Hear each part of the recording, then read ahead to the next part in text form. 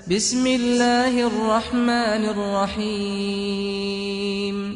حضرت ابو ہریرہ فرماتے ہیں رضی اللہ تعالیٰ عنہ کہ بھوک کی شدت سے میری کمر دوری ہو گئی تو میں ڈرا کہ کوئی مجھے نقصان نہ ہو، تو مسجد نبوی کے ایسے گوشے پہ بیٹھ گیا جہاں لوگوں کا گزر ہوتا تھا۔ میرا خیال یہ تھا کہ کوئی شخص مجھے دیکھے گا اور دیکھ کر کے پہچان جائے گا کہ مسئلہ کیا ہے، لیکن جو بھی گزرتا سلام کر کے چلا جاتا، شاید اسے جلدی ہوتی، یا پھر ہستی پلکوں کے نیچے غم بھی پلتے ہیں، مگر کون دیکھتا ہے اتنی گہرائی میں۔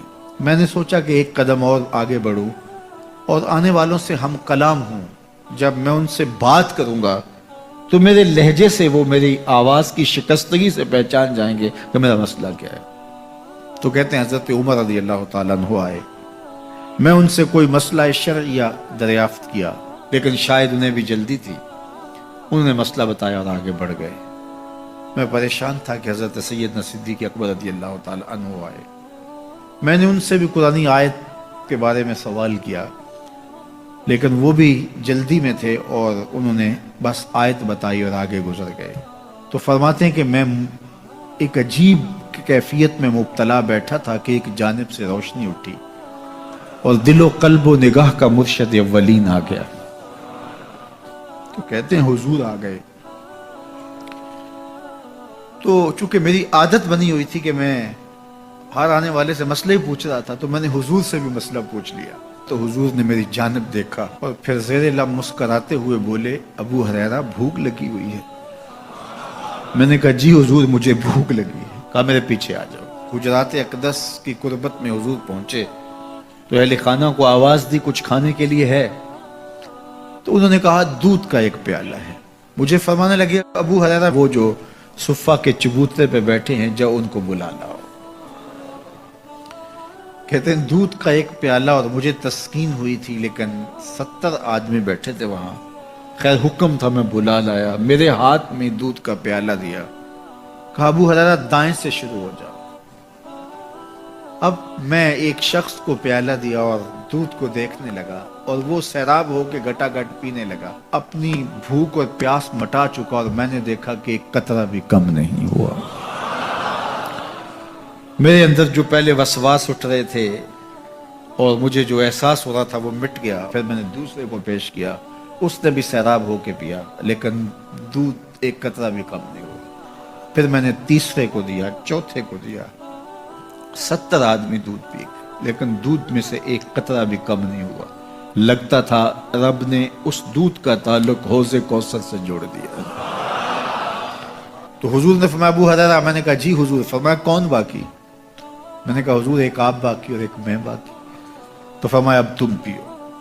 تو کہا کہ میں نے دودھ پیا اور خوب سیراب ہو کے پیا۔ حضور نے فرمایا اور پیو، میں نے اور پیا۔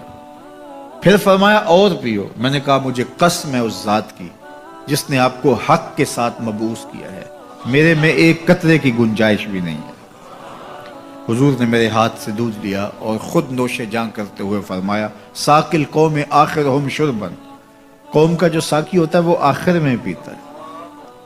تو دودھ کا ایک پیالہ 72 لوگوں کے لیے کافی ہو گیا۔ لیکن اس تربیتی عمل سے بھی کبھی غافل نہ ہونا کہ 2 جہاں کا سردار ہے اور 71 آدمیوں کا جوٹا نوش جاں کر رہا ہے۔ آج جب دولت پھیل رہی ہے، لوگوں کے پاس وسائل زیادہ ہوتے چلے جا رہے ہیں، تو ان کو ایک دوسرے سے گھن آنا شروع ہوتی ہے، برتن الگ ہوتے چلے جاتے ہیں۔ کسی زمانے میں تمام افراد ایک ہی برتن میں بیٹھ کے کھاتے تھے۔ پہلے یہ ہوتا تھا ایک گلی میں 2 امیر رہتے تھے، 4 غریب رہتے تھے، 2-3 مخیر حضرات اور جو ہے وہ کچھ متوسط لوگ رہتے تھے، اور ایک چھوٹا سا کنبہ اور قبیلہ ہوتا تھا، اور وہ ایک دوسرے کی ضرورتوں کا خیال رکھتے تھے۔ پیسے زیادہ آ گئے تو اب امیروں کو اس گلی سے گھن آنے لگی، تو وہ وہاں سے نقل مکانی کر گئے، انہیں وہاں رہنا اچھا نہیں لگتا۔ تو یہ بات ذہن میں رکھیے گا کہ ہمارے دین نے ہمیں ایک دوسرے کے دکھ بانٹنے کی تلقین کی ہے، ایک دوسرے کے قریب ہو کے رہیں اور ان کی ضرورتوں کا خیال رکھیں، اپنی استطاعت کے مطابق۔ کسی کی عزت نفس کو نقصان پہنچائے بغیر، شہرت، ریا اور کسی اس طرح کی مرض کو اپنے قریب جو ہے وہ نہ آنے دیں، اور لوگوں کی اس مخفی انداز سے مدد کریں کہ ان کی ضروریات پوری ہوں۔